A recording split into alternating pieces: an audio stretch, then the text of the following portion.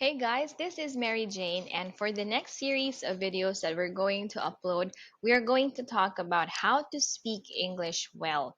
So, if you want to know to speak English more fluently, so you have to really watch this video. If, let's say, you lack the confidence with your spoken English, then this is a must see series of videos.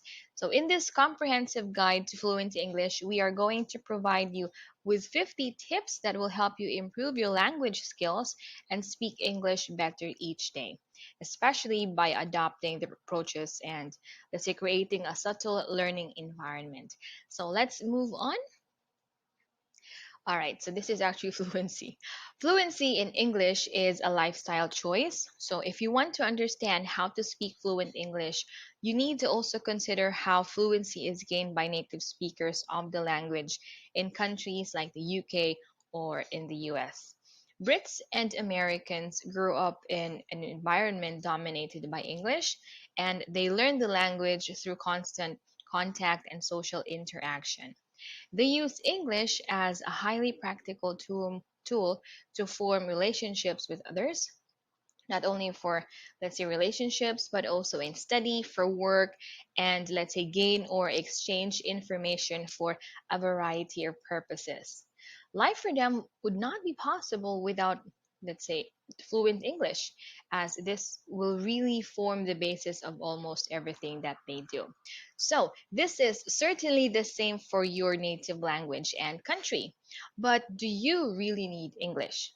If your answer is yes, and you have a really strong desire to become fluent, then you need to make more time for English in your daily routine. In other words, you have to introduce some changes in your current lifestyle in order to speak more fluent English through regular contact with the language. So, we are going to start first with the 5 tips to get you started. We have here the first tip.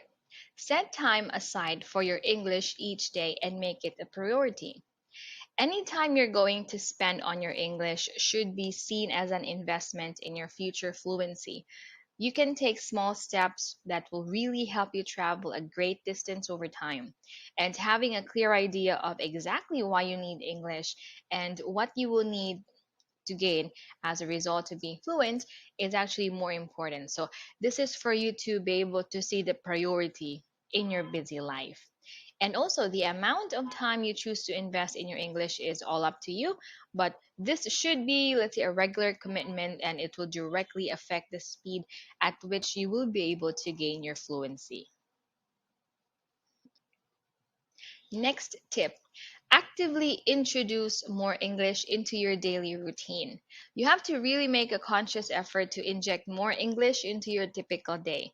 For example, you're going to read one BBC News article on your iPad while you're having breakfast, let's say each morning. You can also listen to an English audiobook or radio station on your way to work. Do a 10-word vocabulary test during your lunch break while you're using a mobile application for this. You can also write an email to a foreign colleague or friend. You can even watch just a 5-minute YouTube video from a Learning English channel. Also, you can study a little grammar from a textbook some evenings. I think the most important thing is you should be able to attend Skype English, let's say, classes a couple of times a week. So this will be you will be able to, let's say, talk in English and just really communicate in English. Also, you can organize an English film night at home once a month with your friend or your family members. Third tip, use your native language less. So, if you're going to spend 99% of your time speaking your mother tongue and the 1% will be in English, improving your fluency is always going to be an uphill struggle.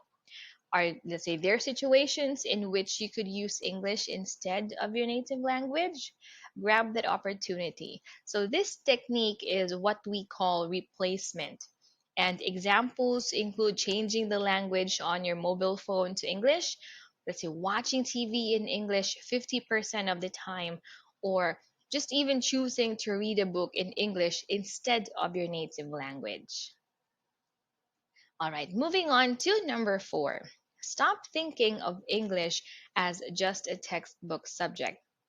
Try to view English more as a way of life and less as a school subject. That's what we normally think about. It's a school subject. Any contact with the language will help you to speak English more fluently over time. So, why limit yourself to just traditional classrooms and textbooks? Taking a broader, let's say, perspective is likely to make learning process far more interesting in that case. Native English speakers have regular contact with the language in a wide range of contexts, so you should do the same thing. All right, next we have here our fifth tip for this video.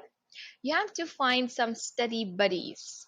Maybe in this pandemic it is very difficult to do that, but still there are plenty of ways for you to be able to find a study buddy. Involve those around you in your efforts to become more fluent in English.